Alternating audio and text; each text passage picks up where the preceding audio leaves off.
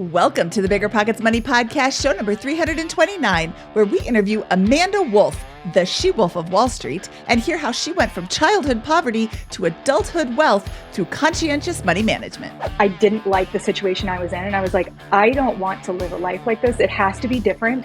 So what life do I want to live? And I don't even know what else exists out there. And I would say, like, even into my adult life, there's things that I'm like constantly learning. Like, oh, I didn't even know that was like an option. Like whether it's like entrepreneurship or starting your own business. So wait, like regular people do that? Wait a minute. And I feel like my eyes are constantly being open. But at the time it was just, no, I know I don't like that life. So I need to like copy the life of what other successful people are doing where I would enjoy a life like that. You know, they get to go on vacations or, you know. Hello. My name is Mindy Jensen. And with me as always is my analytical co-host, Scott Trench. You really do a number with these intros, Mindy. That was terrible. Scott and I are here to make financial independence less scary, less just for somebody else, to introduce you to every money story because we truly believe financial freedom is attainable for everyone, no matter when or where you're starting. That's right. Whether you want to retire early and travel the world, go on to make big-time investments in assets like real estate, or start your own business, we'll help you reach your financial goals and get money out of the way so you can launch yourself towards those dreams. Scott, I'm so excited to talk to Amanda today. She has a story and a half. Holy cow. She could have very easily sat back and said, you know what? I grew up poor. I'm just going to be poor my whole life. But she didn't. Yeah, I think I think you're going to be really impressed with Amanda and how much of a take charge person she is, and how much responsibility she's taken for her life. She could have, a lot of folks that come from a situation like what she grew up with would have had a very different outcome with money and in many other parts of their life. And it's just truly remarkable to see the life that she's built and the wealth that she's accumulated over the past 10, 15 years. Absolutely. She was so intentional. She recognized that she didn't necessarily know how to accomplish something. So instead of just saying, well, I don't know how to do this, I'm not going to, she sought it out. She saw other people doing what she wanted to do and followed them, mimicked what they were doing. And I just love her tenacity. She is going to go really, really far because she just refuses to not be successful. Yeah, what a remarkable journey, and just so excited to share it with everyone today. Amanda Wolfe, the she-wolf of Wall Street. Welcome to the BiggerPockets Money Podcast. I am so excited to talk to you today. I'm so excited to be here. Thanks for having me. Oh, I want to jump right into it because I cannot wait to tell your money story. Where does your journey with money begin? Oh my gosh. Okay, we're going to have to take it back a few years. I'm not going to say how many years, but we're going to have to take it back a few years. And I'll just be transparent. It's going to start off like a little guns hot, but it turns into a happy story. So for me, money is one of my first memories in my whole life. So I grew up very, very poor. My parents were addicted to hard drugs growing up. So I went without a lot of basic necessities, like food, clothing, and shelter. And, growing up, I would have to, I was bullied a lot. I would wear the same clothes to school every day and not shower for months and would beg grocery stores and gas stations for food.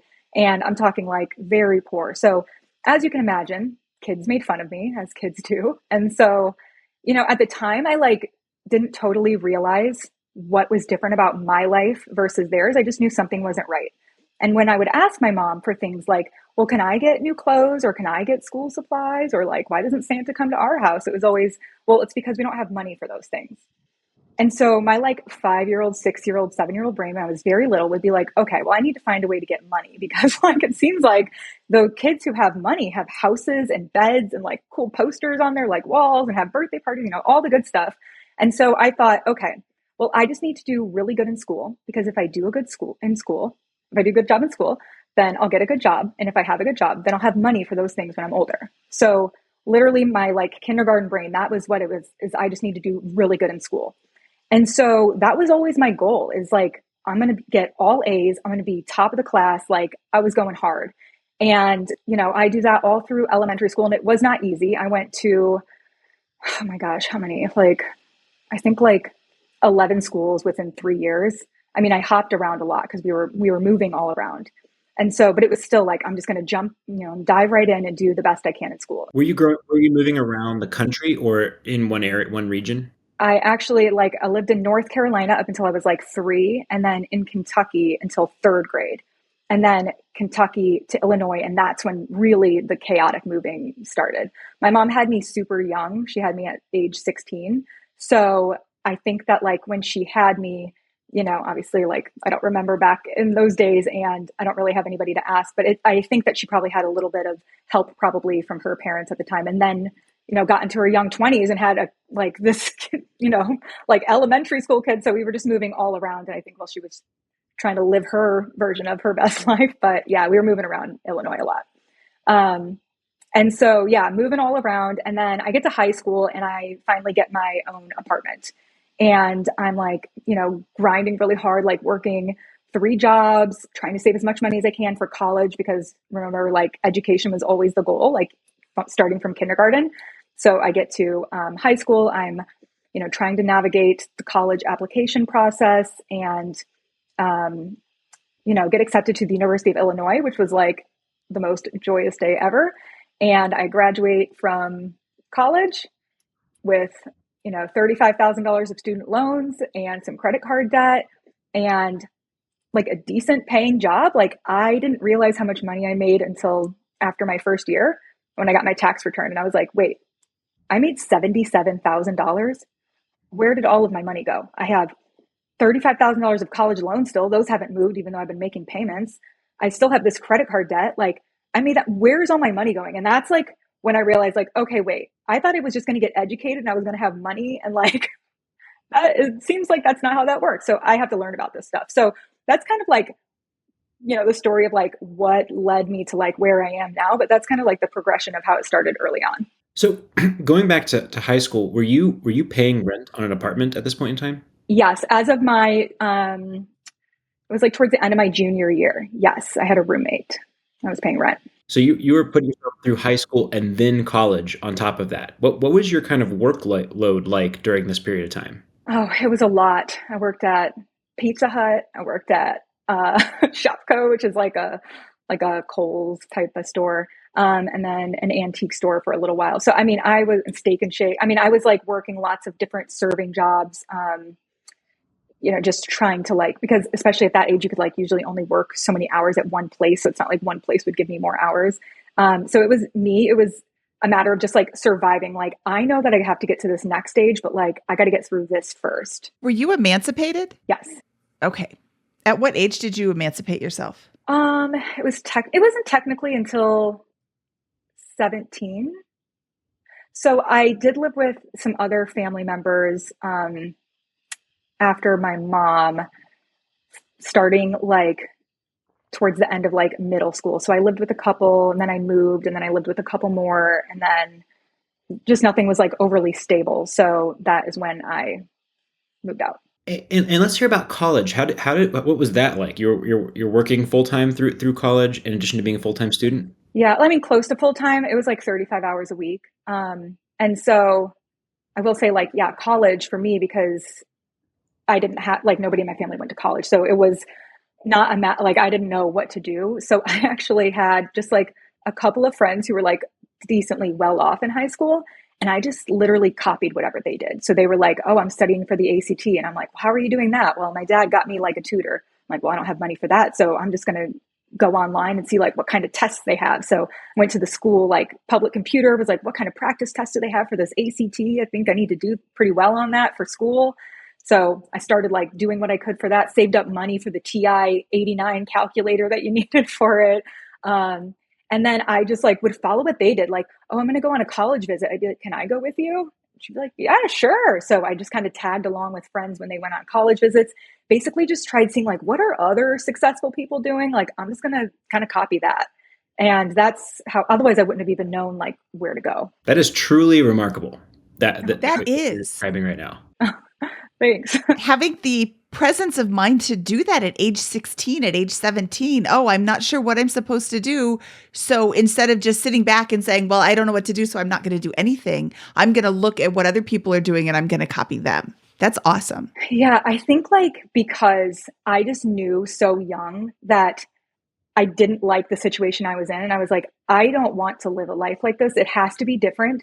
So what life do I want to live? And I don't even know what else exists out there. And I would say like even into my adult life, there's things that I'm like constantly learning like, oh, I didn't even know that was like an option, like whether it's like entrepreneurship or starting your own business. So wait, like regular people do that? Wait a minute.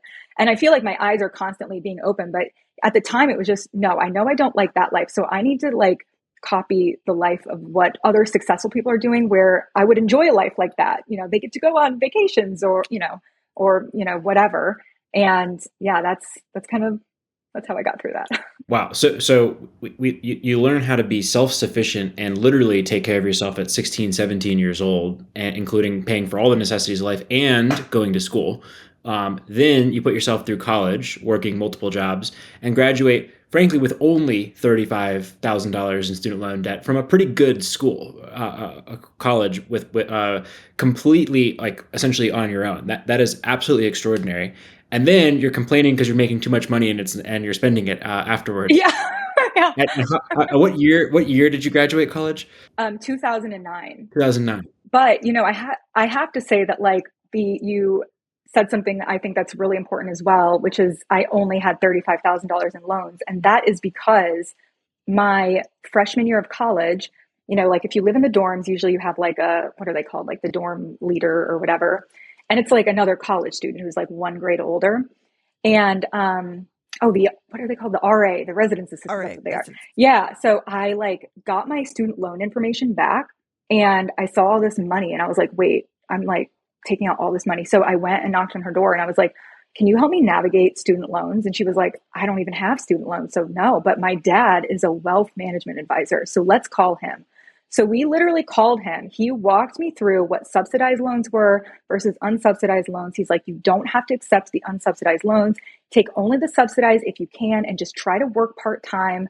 If your grades start slipping, then do the unsubsidized. But like, honestly, I would have had double the loans if I had not followed his advice. Do you remember his name? Let's shout him out. I don't remember his name. I'm sorry. I know. Like, it's funny how like you have just like these pivotal moments in your life that completely changed your life, and I don't even know his name. Shout out to the RA's dad who took the time to explain this, because yeah, you could have had a boatload of debt. You could have seen all of this free money available and taken it out and gone shopping and had crazy amounts of debt when you graduate. Yes. And I have lots of friends who did that. Yeah. I feel really lucky that got explained to me so early on. But okay, so yes, you were lucky it got explained, but you also took the initiative to seek somebody out to help understand, because I think that the student loan industry is filled with criminals who don't properly explain this to 17 and 18-year-old kids who are taking out these giant loans, not even knowing what they're doing. Absolutely agree with you 100%. Yes. Well, because I'm right. You have to agree with me. It's filled with You criminals. are right. You are right. It's criminal. I mean, and especially the private student loans that exist. I mean, mine were federal government student loans, and they were like fairly low interest rates. But I see some of these people now, like some of them are like at 12, 15%. I'm like, how is this even allowed? Yeah. But yes.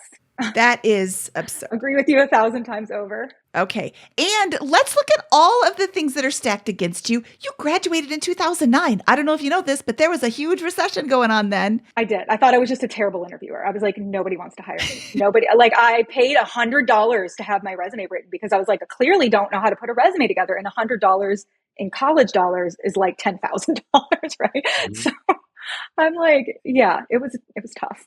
So what did you study in college?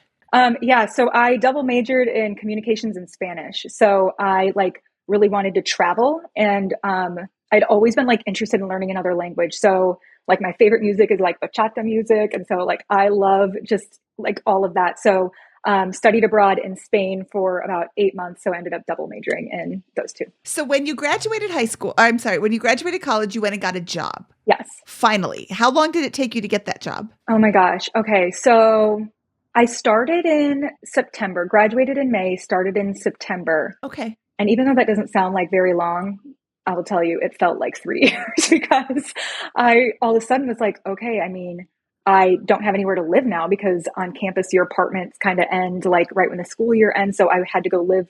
Luckily, I had a friend who was still living with her mom over the summer. She was going to save up a little money. She started right away, but her and her mom like let me live with her for those like few months until I got a job and she had saved up money, and then we became roommates in the city. But yeah, It was not that long, but I will say that it felt like a really long time. It was a sales job. And you said you said this job went really well. You made $77,000 in your first year with this job. Yes. So I had a base salary. It was like, I'm probably not going to say it perfect, but I think it was like 38,000. And then the rest was bonus. So I kind of got it throughout the year. So I didn't really realize, and then the taxes are taken. So I didn't really realize what my total income was because I wasn't following a budget really of any type. Before that, I had just been scrimping so much. And then I got to that point and I was like, oh, like I can like go buy myself a vodka Red Bull or whatever you drink at 22. Like, this is cool. And then I got my tax return. That's when I was like, wait a minute, I have no savings. I'm in the same place I was last year. What the heck is going on? I thought everything was going to change when I got this like great job. Yeah, not how that works. Everything will not change. If you keep doing the same things you were doing before, you will have the same results you had before. Exactly. So if you weren't saving any money before and you're not saving any money now, it doesn't just all of a sudden multiply in your bank account. No. And people are like, I'll be better at I saving. feel like there are a couple of well-deserved Red Bull vodkas here. I agree with that. I think you get a pass on this first year. Yeah. Yeah. I mean, but that's also why I'm like, it's not true. Like, people are like, oh, well, when I start making more money, then I'll be able to save. And I'm like, I can tell you firsthand experience that is not necessarily, I mean, sure, to a degree, if you are literally so paycheck to paycheck and like at like the bottom of the barrel, like, sure. But for most of us, that is not the case. I can tell you after my first year of a working woman, it was not. So you have this revelation in, I'm going to guess 2011 when you're doing your taxes for 2010. Is that right? Yeah, I would say that was about right. Yeah. Awesome. And what changes? What do you decide after you kind of realize, hey, I should have been building wealth now? Yeah. So I will say that. So I started the job, like I said, in, like it was September of 2009. And I went to this like training class in Florida. I'm from Chicago. So I went to this training class in Florida, which was super exciting. My first job, got like some new clothes from Target, was like ready to go. And we're setting up like all of our HR stuff. And this like older guy next to me was like, I was filling it out and I was like, what the heck's a 401k? He's like, just put 10% into it. And I was like, but what is it? He's like, don't worry about it. You'll just be happy you did this. And then mark that button that says increase it by 1% every year. And I was like, wait, so I'm just like giving them my money. I'm going to get less money. He's like, yeah, but it'll be worth more later. Just trust me. And I was like, all right. So I followed his advice, literally not even knowing what a 401k was. And then after that first year, I was like, okay, I need to understand how taxes work. Why do I still have the same amount of student loans, even though I've been paying like $260 every month? Why do I what is the difference between statement balance and current balance on my credit card? And why is that not going down? Like, what is this 401k? So that is when I'm like, I need to figure out what the heck is going on with all of this money that I'm making. And that's when I really started just kind of like digging into stuff. I mean, for my 401k, it was held at Fidelity. So I literally just called Fidelity and I was like, what is a target date fund? What is this? Like, what is my money going into? Is 10% enough? Like, how do I get so I just like started calling and asking questions. I called Chase. I'm like, what is current balance and statement balance? What is this minimum? And I just started asking lots of questions. It wasn't like perfected in a week or a day or anything like that. It was like years before I would say I got like really good at it, but it was really just asking questions. This is so awesome. So give us like this journey, an overview of the journey here. You're asking questions. It's a couple of years. How does that look? What happens to your student loan balance, your credit card balances, your investing patterns? And where's kind of the next phase of your journey?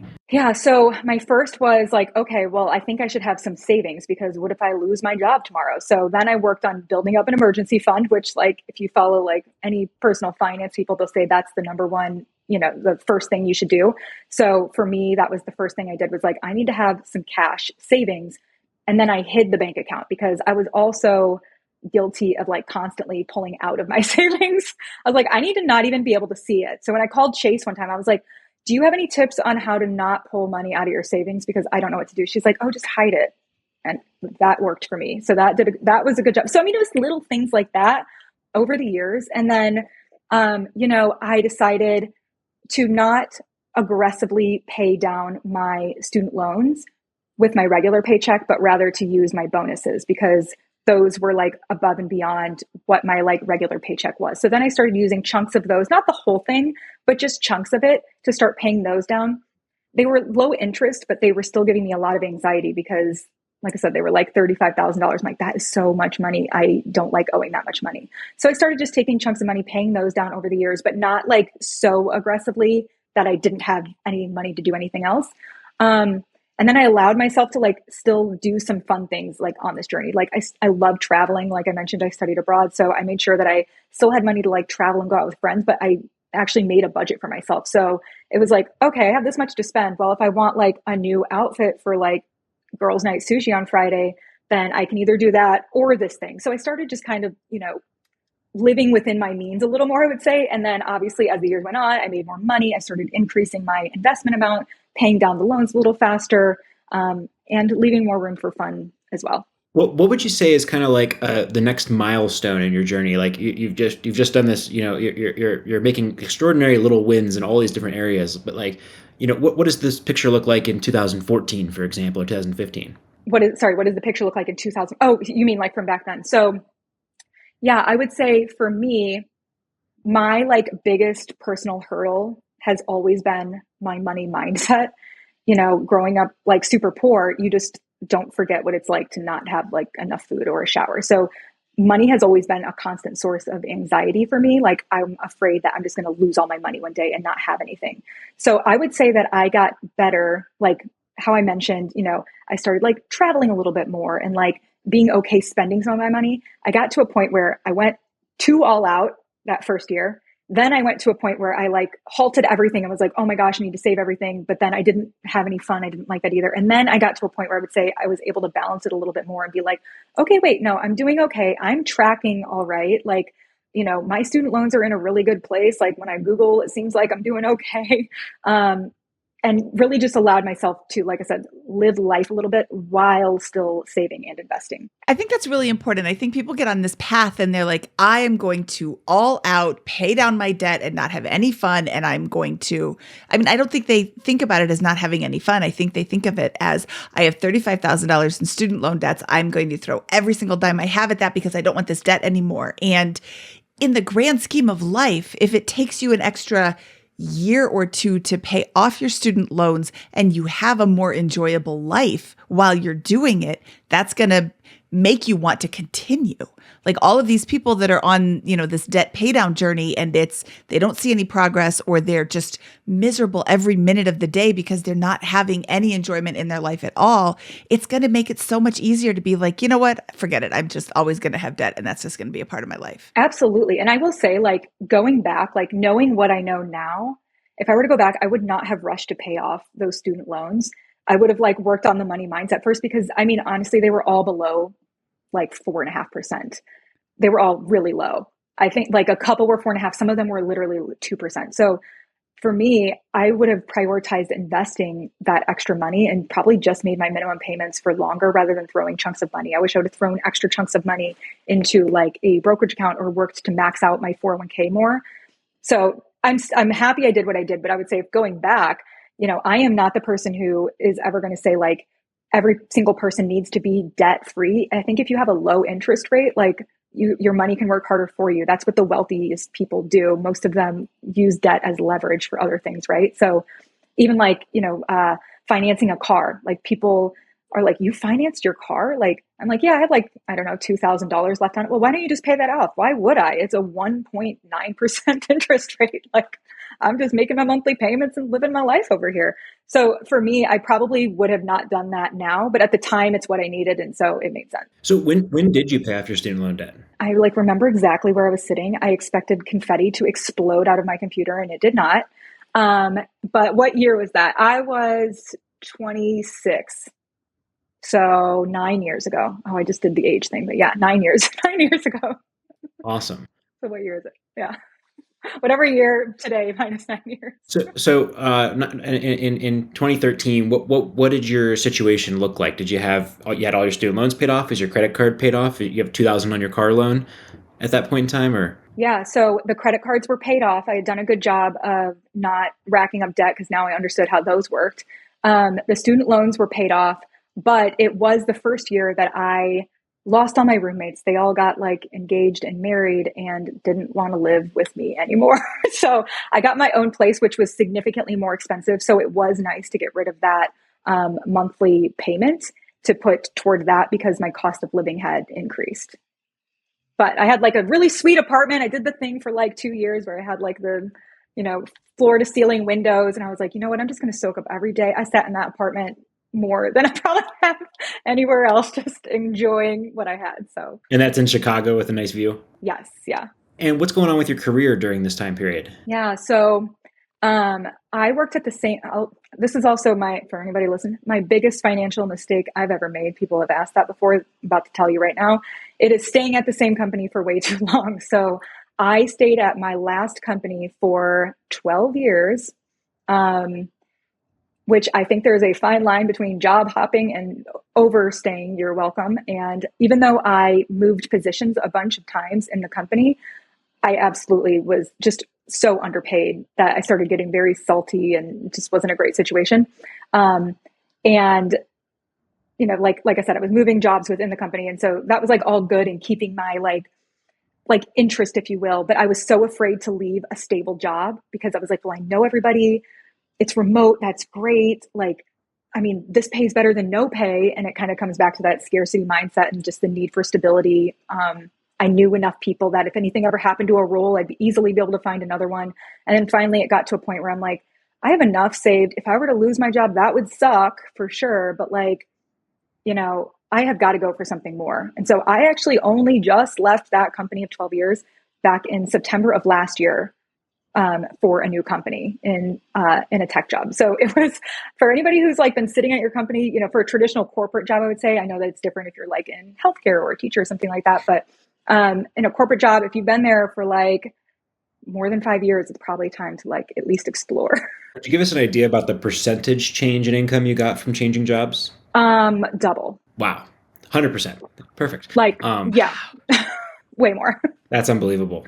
No, it's not. It is sad, Yes. but it is not unbelievable. There are a lot of people that we have talked to who say, I change jobs every year, every 2 years, and I get a 25% increase. I get a 10% increase. I get, $50,000 more when I leave the company just because the new hire, I saw this tweet recently. It's like the new hire budget is so much more than the retention budget. Yeah, another issue for that is that many times companies will have a role that they're hiring for, and they don't have a place for you to go in that, right? So there may not have been hey, there's no role we have for Amanda that we can promote her to that level for. Another company has that role, and I think that's another huge component of what's going on with some of these massive raises. Yeah, I think it was to your point, Mindy, like just probably,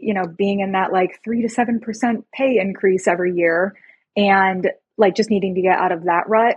And also I just pivoted to a higher paying industry in general. So I think it was probably a couple of factors. And even though it was double, like I was definitely underpaid at my last job. And I just had kind of, especially because it was like during COVID, I just kind of like let it go because I felt like I liked the stability. But I would say it was I'm going to give everybody a pass who stayed through COVID because why would you leave in the middle of a pandemic that we haven't had for 100 years and leave a stable job and go jump someplace else? Yes. But yes. Agree. I used that time to start my Wolfe of Wall Street business. So still good, happy things came out of it. But yeah, absolutely was like need that stability for sure now. How do you think that your personal emergency reserve or your savings account, I always wonder if there's a relationship between the size of that and the willingness to go and explore these other opportunities like that. Was that at all true for you? Did that play a factor, or was that irrelevant to your decision to stay for a long time? Yeah. So I'll say that first, when it comes to like your emergency fund and just like how much you should have, I've always been like probably a little more on the conservative side, had like a little more cash, and like women, we tend to hoard cash more than we should. And I knew that about myself, but I will say when COVID happened and I just remember when all the markets just like collapsed, I threw like 75% of my cash into the market at that point because I was like, this will recover. The stock market's never not recovered. So I used a bunch of my liquid savings during that. And then was like, okay, but now I need to like rebuild it up. So it was like risky. I stayed with the company, but I did deplete a bunch of my savings. And then I was like, once it got to the point post-COVID, I was continuing to dump as much money into the market as I could. But when it came to the point of like, now I need to look for a new job, I did increase my savings a little bit more because I'm like, what if I get there and hate it? What if I'm so miserable when I get, it's not the case. I will say, you hear the grass is not always greener on the other side. I think sometimes it is. It was the change I needed. But yeah, I was a little bit worried because I'd been there for so long that it like wasn't going to be the same. And I saved a little bit more up. Awesome. So we picked up, we jumped to when you paid off your student loan debt, and now we jumped ahead another, 9 years to where your job is. Yeah. What, any important details in between, any milestones that we should talk about from the? I'll say like, honestly, it was, I don't want to say boring. So if like any of my friends are listening to this, nobody's boring, but I will say like safe. I stayed as safe as possible. I kept my job. I invested my 15% now, I think we're up to, or 16% into my 401k because it was going up 1% every year. I was doing things very, very safely. Like allowing myself, the one vacation a year or whatever. But I would say like compared to like where I am today versus then, like that was very much still survival mode, I would say. And now I'm to the point where I can say like, wait, I'm tired of surviving. I'm ready to thrive. Like, let's do this. How can I push myself out of my comfort zone? And I think that honestly, going for a new job last September was like just one piece of the pie. It was getting myself out of my comfort zone of like, I've been in this company and I honestly could probably retire here at 62 like everybody else does and be just fine. But it was like, I've got to give something up because I'm wanting a little more out of life. So yeah, I mean, I jumped a little bit because it was kind of just a stagnant time in my life. And what was the output of, as you described it, safe? What was that a 401k balance, an emergency reserve, steady job? Was there any other stockpiling of wealth, debt free? What did that situation look like? Yeah, so my safe was having, I think it was maybe like a little less than 3 months of savings, but a little less than 3 months of savings. I probably should have had a little bit more at that age, yeah, about 3 months of savings. I had no credit card debt. My goal was to pay that off every single month, but I loved my points. So I was still using that, but just like much like a more efficient way now. Doing my one vacation a year, like I said, maybe like a big vacation and then like a weekend trip or something. And then just, doing my 9 to 5. I will say I've never been the person who only has one job. So I've always had some type of a side hustle. So during that time, I was still doing side hustles and everybody would be like, but I mean, you make like fine money. Why are you doing a side hustle? I'm like, because I need more of it. Like, why not?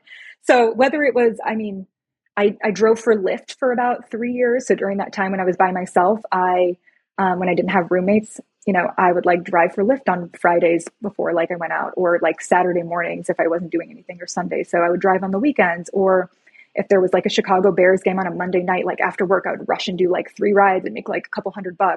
So it was like still always like grinding during that time, trying to increase just my overall wealth in general.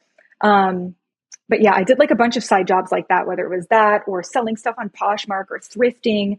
I opened a gym at 5 a.m. like 3 days a week. So I would do that before my day job, then sometimes go lift. So, I mean, I like have always very much, like I said, it was very much still survival mode. I don't think that's healthy for anybody to maintain for like any extended period of time, but it was like, okay, I don't have enough money. How do I get more? Always. You've said a couple of times that your money mindset was a huge hurdle to overcome. Have you overcome that? And like, what have you done to really work on that? Because that is going to be, I think that's going to be something that you're going to struggle with.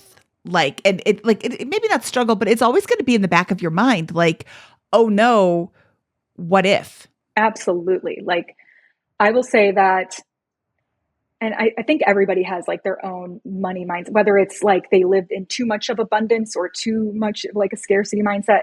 And I will say that mine has certainly, it probably will never go away, to your point, but I am in a position where I know exactly how much money I have. I know exactly how long I could live off of that money. I know exactly what accounts I could pull from if all hell broke loose and I lost my job and my business crumbled and like my husband left me, like I know where I could pull money out. I know exactly all of that. So I think that for me, it was just really facing my finances head on, knowing exactly what money was going where and why it was going into those types of accounts, brought me a lot of peace. So, whether it's like the flexibility of the Roth IRA, like I know I can pull those contributions out if I need to. I don't want to, obviously, if you're listening to this, you don't want to, but you could. I know I could take a loan from my 401k if I absolutely needed to. I know I could liquidate my brokerage account if I absolutely needed to. I know I have cash in hand. So for me, it's just knowing what I have where and why. I love that. You say, I know how much money I have. I know all of these things. And it's one thing to have the money there, but if you don't know how much it is, if you don't know where you can pull from, yes, you can pull from your Roth IRA. In a pinch, it has to be a really big pinch. Please do other things before you're going to pull from a Roth. But in a pinch, you can pull from the contributions and pay no taxes. Do you pay fees? I'm having a brain fart right now. Yeah, so you don't pay any because you've already paid taxes on your Roth IRA contributions, right? So you can pull from your contributions for a qualified expense. You just can't pull from the gains until you're, after it's been 5 years or so. Yeah, you could. Again, you don't want to. But to me, I think worst case scenario. Okay, we're going to pretend like I've depleted my emergency fund savings.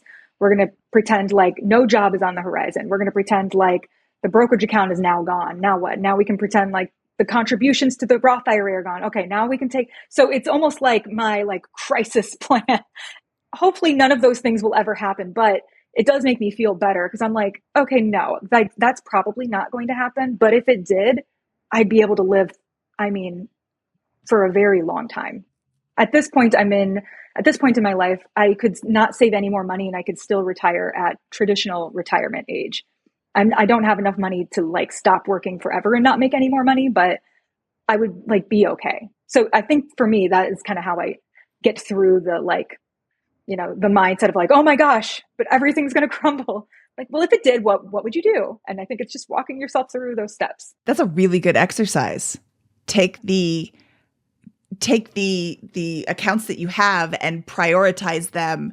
That's everybody listening. Take the accounts you have, prioritize them in what's the most advantageous for you to pull from, and tax-wise and, ease of access-wise, and just make yourself a financial plan so that you can be more conscious of where your money is and how you can access it in an emergency. Right. And I think our minds tend to go to worst case scenario, right? So for me, it was literally detailing out worst case scenario. Zombie apocalypse has happened. What are you going to do? So hopefully those things won't actually happen, but what would you do? And how long could you survive on what you have? I think has helped me, I should say.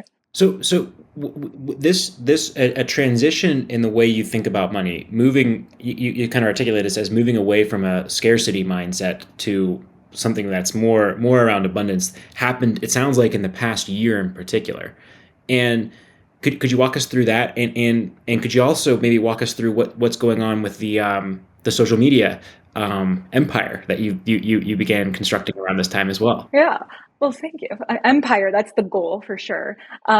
It's definitely been a total source of joy. So I would say that, it's probably the past year-ish is when the social media account actually became fruitful, if you will. So I started it during COVID, like I mentioned. And why I started it was because earlier in the year, at that last company where I told you I was there for 12 years, I led. What is the name of the account and all that for people who are not familiar? Yeah. So I started Wolfe of Wall Street during COVID. And it really stemmed out of the fact that at the last company, I was there for 12 years, like I mentioned, I built a financial literacy course because what happened was I started talking with friends and coworkers and realizing that nobody knew anything about money management. And I just assumed people learned it from their parents because I didn't have parents growing up. I'm everybody must have learned this from their parents. Apparently not the case. So I built out a corporate finance course for those who were new managers and learning how to manage a budget. And then I built out a personal finance course for free. Don't recommend ever doing that for your companies, guys, but it ended up being really good for a lot of people, and thousands of people ended up taking it. And I got so many messages oh my gosh, this was better than anything I ever paid for. And, I got a $100 gift card from my company saying, thanks for building this. So yay for that. But then afterwards, I was like, why the heck did I just do that? I should have built one for myself. But I was like, where would I even put this? So I was talking with a friend and I was helping her with some of her money stuff. And she's like, you are so good at this. Why don't you just like start like an Instagram or something? And I was like, I like thought about it, but I'm afraid that people will make fun of me.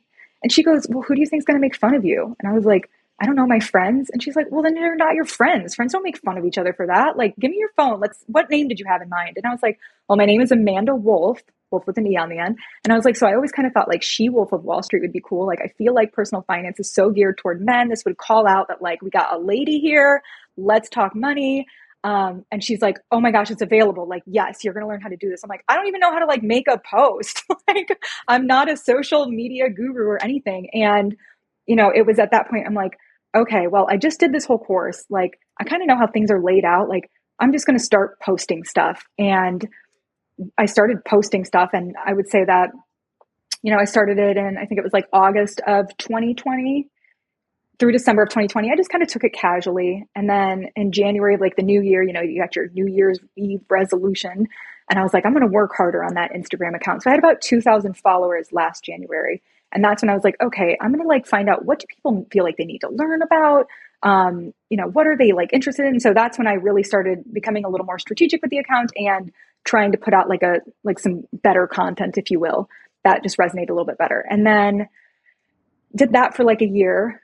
During that time, I also took on like some one-on-one coaching with people. And I just got to learn about a ton of different unique circumstances that like I haven't faced in my own life, whether it was like people going through divorces or single moms or having tons of tax debt or going to jail. If you ever go to jail, by the way, you have to pay a lot of money when you get out. Like, I didn't know that. So it was just like crazy situations that people were in. I just learned so much. And then it got to a point where my following got bigger and my coaching list got bigger and it was just overwhelming. And so I was like, I need to like learn how to scale this. And so that's when I was like, I'm going to create courses. And so the courses actually just started selling earlier this year. But that's kind of like the evolution of it. It was like, okay, wait, people, like, I was nervous to start it. Oh wait, people are interested. Oh wait, now brands are coming to me. Like I've been putting this content out for free.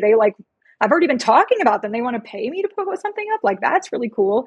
And so it kind of like turned, from just a little side hustle where I made like some money on the side to like, okay, whoa, now it's almost like a second full-time job. I work on it on the weekends, in the mornings before work, after work. So I've replaced my Lyft driving and my, opening the gym at 5 a.m. with my Wolfe of Wall Street business. But yeah, it's been like another thing that just totally pushed me out of my comfort zone and, allowed me to see something that I didn't even know existed, because running your own business is no joke. Well, it's no surprise that it's going. Your content is amazing. So anyone who has not yet checked it out, go check out at Wolfe with an E of Wall Street on Instagram. There's tons of good stuff there, lots of good tips, and then I love the little mini budget reviews that you do. I'm not sure what you call them. Oh yeah, the budgeting series. Yeah. What are they called? Oh yeah, it's just a budgeting series. So essentially, what I do is I have people submit their information, like how much money they make, how much they spend in a whole bunch of different categories, what their goals are, and then I break down like what I would do with their money if I were them. Love it. Yeah, I think it's interesting, like, to see how much money people make in different jobs and like how they actually spend their money, because getting financially naked, if you will, with your like friends and family members can be a little uncomfortable. So just seeing like what other people are doing with their money, I think can be like pretty eye-opening for people, since it seems to, since it's kind of a black box, if you will. Well, congratulations on the incredible new job, the abundance mindset, and the side business, or the second business that you've got here that's exploding. And I think we'll force a hard decision on your career in the next couple of years here, if it's not already on that. We'd love to hear a little bit about how you invest today. You don't have to, just like in terms of percentages. You're invested in stocks, 401k. How do you think about where you allocate the dollars that are coming into your life on a personal level? Yeah. So for me, and if you're listening to this and you don't have this much money, don't worry. But like, I shoot to max out my 401k, max out my HSA, which is just like a unicorn account that I think people don't realize you can actually invest in, do a backdoor Roth IRA, and then the rest in the brokerage account. So I would say that like I'm very I'm a very boring investor, if you will. Like I have about 7% right now. I don't know, it changes a little bit when the individual stocks go up and down, but about 7% of my portfolio is in individual stocks. So, and the rest are, I mean, about 5% are in bonds. And then the rest, honestly, are in just a mix of different index funds between, just like the S&P 500, a couple mid cap, small cap, but I keep it like fairly simple. And then, like 2% in crypto. I don't know. That number has also been changing. But yeah, I mean, I keep it like fairly boring over here. Used to be 3%. Yeah, like it was maybe 4% at 1.5. I don't know. Now it's down to like 2%. I have just considered that like, if that goes up, cool. If I lose all that money, it will not financially devastate me by any means. But yeah, I keep it pretty boring and lazy. And I'll say that the thing that I have not ventured into yet that I'm very interested in, that's going to be my goal for next year, is to get into real estate investing a little bit, because I've been playing it safe over here, and I've built up a healthy nest egg, and I think that's like the next step for me. I got to learn first, though. I'm working on it. Awesome. We know some people in that area. Yeah, I've heard this that. website called BiggerPockets. I've heard that. So you mentioned doing a backdoor Roth. Are you doing a backdoor because of income limits or for other reasons? I guess, what are the other reasons? I guess it's just income limits. Yeah, so it's income limits. So you cannot directly contribute to a Roth IRA if you make over $144,000 if you're single, or over $214,000 if you're married, and that's combined income if you're married. You cannot directly contribute to a Roth IRA. So what you have to do is, it has a very sketchy name, but it is a perfectly legal tax loophole that exists. And essentially what you do is you open up a traditional IRA, you open up a Roth IRA, you put your $6,000 into the traditional IRA, you don't invest it, which goes against like everything we usually talk about. Let the funds settle, and then there's a convert button, and then you can invest the money in the Roth IRA. So yes, it feels like a very unnecessary step, but if you make over those income limits and you want to be able to take advantage of that tax-free growth, you have to do the backdoor Roth IRA. You said $6,000. Can't you do more than $6,000? Is that the mega backdoor? And then that is why you would do, as soon as I said, oh, there's no other reason. Of course, there's other reasons to do more into your Roth than you would normally be able to do. Yeah. So if you're over 50, then you can send an extra $1,000 toward it. But then a mega backdoor Roth IRA, that is different. And your company has to actually offer that. That's not something that you can do yourself. Okay. And a lot of tech companies offer it, so you can take advantage, but a lot of companies don't. I would say that it's kind of like, I don't know if it's like the hot newer thing, but you can contribute more money that way, up to like in the 50-ish thousand. Does your company offer a Roth 401k? They do. And why do you do the backdoor instead of contributing to the Roth 401k? So I do a mix.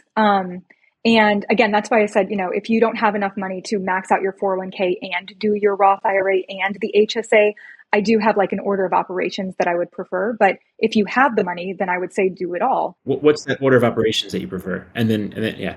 Sorry. My order of operations. Okay. So first I would say get your employer match. That is literally, people say it's free money, but no, it's literally part of your comp. When you were hired, they factor that into your package. So if your company it matches 4%, you put 4% in, because that is a dollar for dollar return.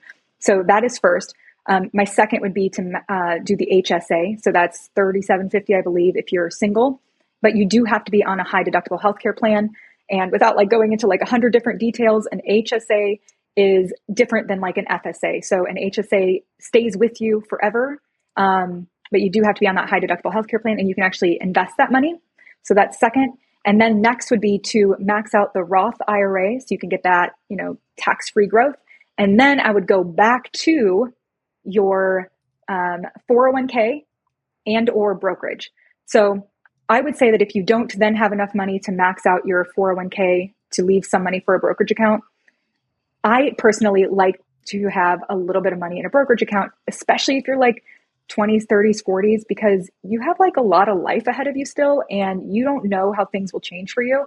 And I think that having, almost like a savings account on steroids for future things can be really powerful. So I would like to say, go back to the 401k, but leave a little something for the brokerage account. I love that order of operations. I think the only place where I would even have like a question mark is in the last step. Do I go back to the 401k or do I max out the Roth 401k at my work? And I think that just depends on your long-term outlook and goals. So I think that's fantastic. But you luckily don't have to make all those trade-offs because you can just go down the whole stack. It sounds like.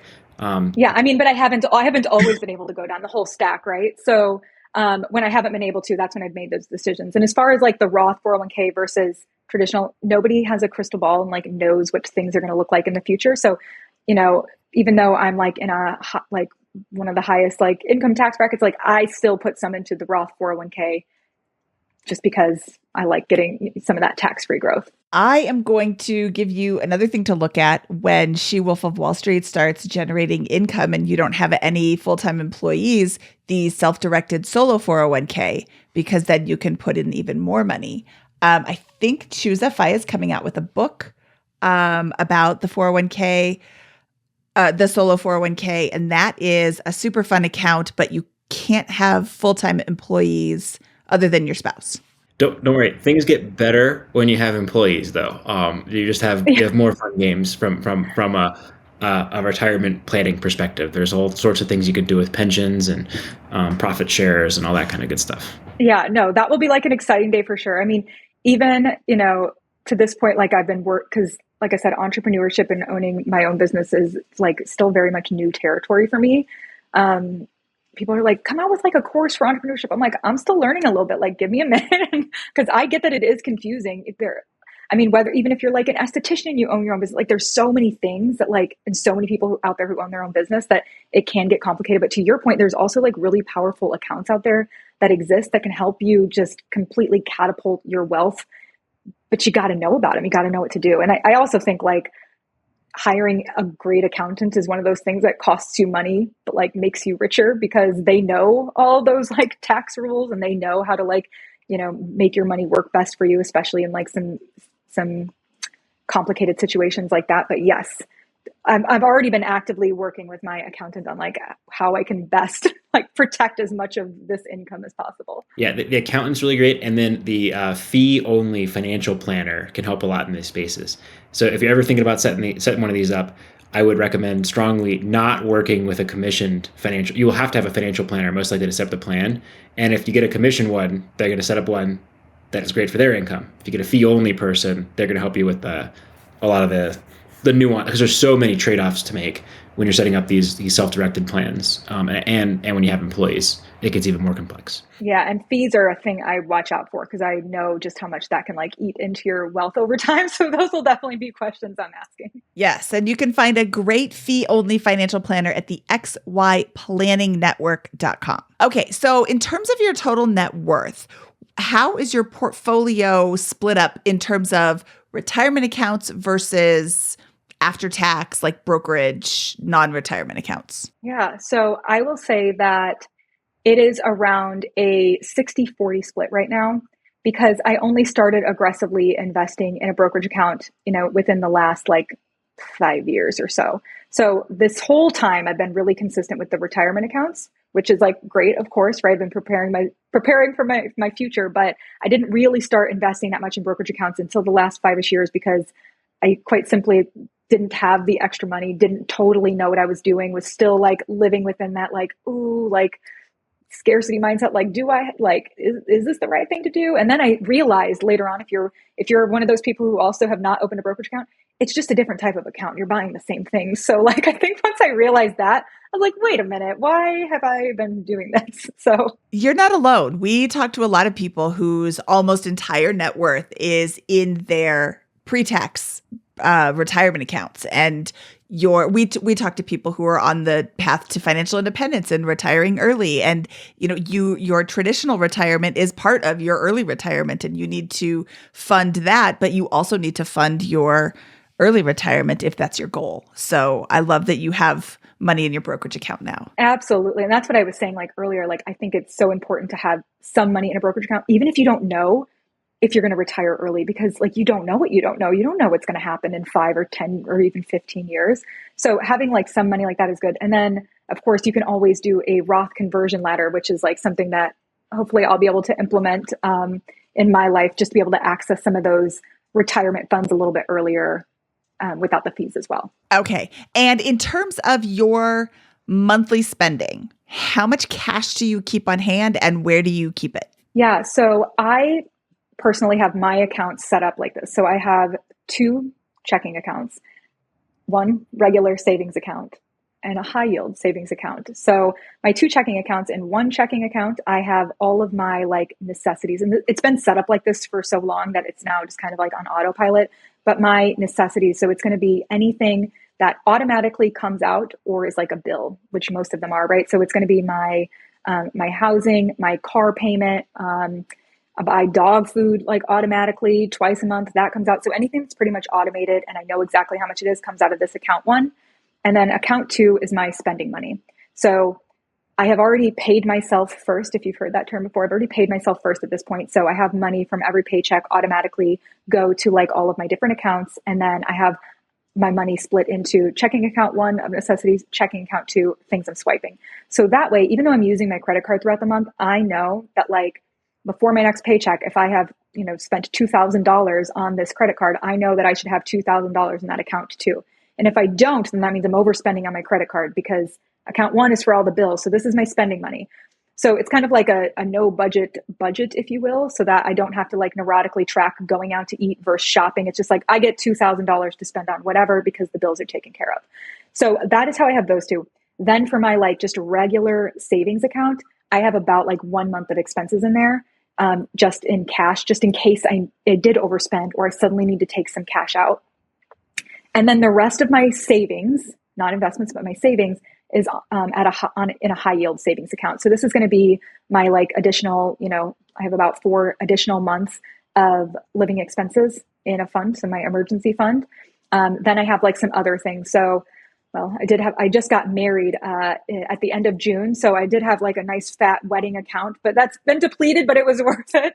And then some vacations, like the honeymoon. So, any beauty things that I want, any big thing that I'm saving up for, I'll have like little buckets of savings over there so that I don't touch it, but I also know what it's for. So that's kind of how I have my money organized. And that's like about how much cash I have on hand.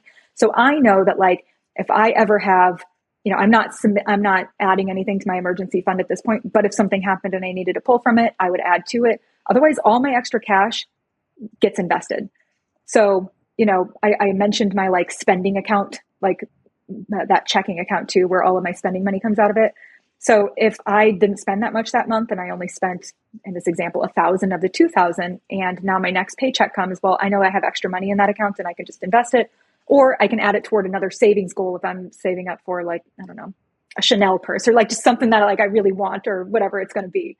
So that's kind of how I have it structured. And that's how much cash I keep on hand. So like I said in the beginning, like women tend to hoard money. So you should come up with a routine for you as well, that if like once you get above a certain limit, like cut yourself off, you've got to invest that money. Well, what I'm hearing you say is you have thought about it. You think about where your money's going. You consciously are putting only this much in. You're aware of what you're spending, even if you're not tracking it to the degree that other people are. I'm currently tracking my spending super, super, super granularly, but that's a experiment that I'm doing right now. You're aware of where your money's going and you're aware how much is coming in, how much is going out, how much you have. Like you said earlier, I know exactly how much money I have and I know where it is. So this is all very thoughtful. And I think there's a lot of people who are in a position where they don't have any money and they don't know why. You have a lot of money and you know why. And it's because you're intentional with everything you're doing. Yeah. And I think it's like the scariest thing is just looking at it at first, right? I mean, the people I've sat down who have debt and we sit down and look at it and come up with a plan. And I'm like, okay, girl, you're not doing so bad. You can actually be debt free by Valentine's Day. It's like August right now. And she's like, wait a minute. How? Wait, what? I'm like, well, like, let's look at it. Like, this isn't so bad. And I think it's one of those things, like sometimes we build up situations in our head. If maybe you're like in not a great situation, like you probably have just built this up so much in your head that like I think if you sat down and looked at it and came up with a plan, it probably wouldn't be as bad as you thought. Or if it was, coming up with a plan to get out of it, like, you know what, it's going to be a 2-year journey, but at the end of the 2 years, I'm going to be done with this. And I think that just brings a lot of peace. So yeah, you got to look at your accounts to like be able to get to that point. They don't go away just by not looking at them. No. In fact, they get worse. Compound interest works both ways. That is a great place to stop. Amanda Wolfe of the Wolfe of Wall Street. Please tell people where they can find out more about you. Yeah, so you can find me on Instagram, Wolfe of Wall Street, and that's Wolf with an E. There's a lot of imposters. You got to be careful with the finance accounts. Wolfe of Wall Street on Instagram, or shewolfofwallstreet.com is my website. And I post things about free classes that I'm hosting, courses, just other things that are going on. So you can catch me there, or pretty much like any other social media account, TikTok, Twitter, etc. Okay, Amanda, this was so much fun. Thank you so much for your time today. Thank you so much for having me. It's been awesome. We'll talk to you soon. See ya. All right, Scott, that was Amanda Wolfe, the Wolfe of Wall Street on Instagram and her website, the Wolfe of Wall Street.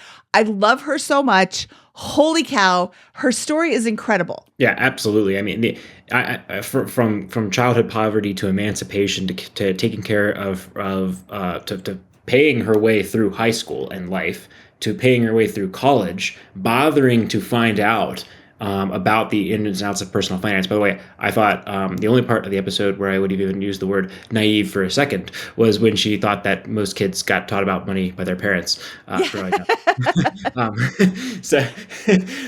But like everything has been self-taught. All this entire journey is something that she figured out for herself. And wow, like what and it's just so fun to see the rocket ship beginning to take off here in the last year after a decade of hard work, of grind. She called it playing it safe, but it was grinding. It was building a really strong financial foundation that is preparing her for this awesome new career, a side business, and sky's the limit for her. We'll watch her take over the world over the next 10 years here.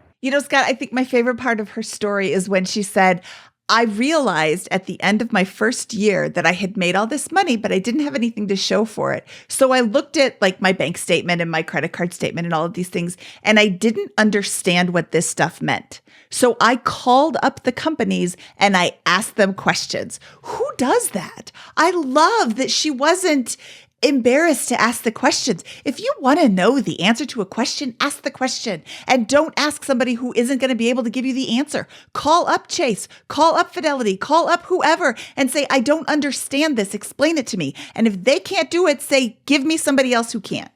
Ask the questions that you want to know the answer to. That was brilliant. That is a great tip. If you don't know the answer to something, ask and keep asking until you understand the answer. I love her. And I think like that's like what's fun about this story is that was in 2009, 2010.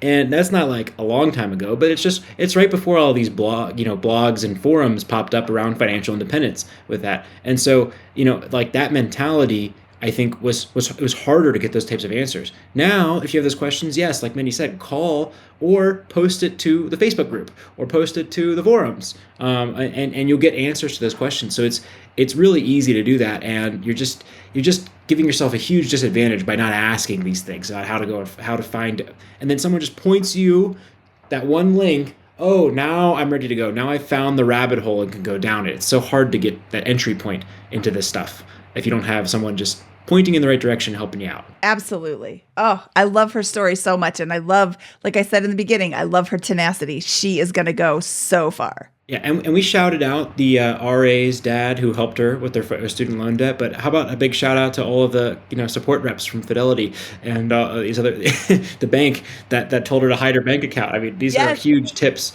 one by one that we got throughout the journey. Yep. Shout out to everybody who helped her on her journey, and shout out to everybody who helps you on your journey too. Okay, Scott, should we get out of here? Let's do it. From episode 329 of the BiggerPockets Money Podcast, he is Scott Trench, and I am Mindy Jensen saying, gotta go, Buffalo.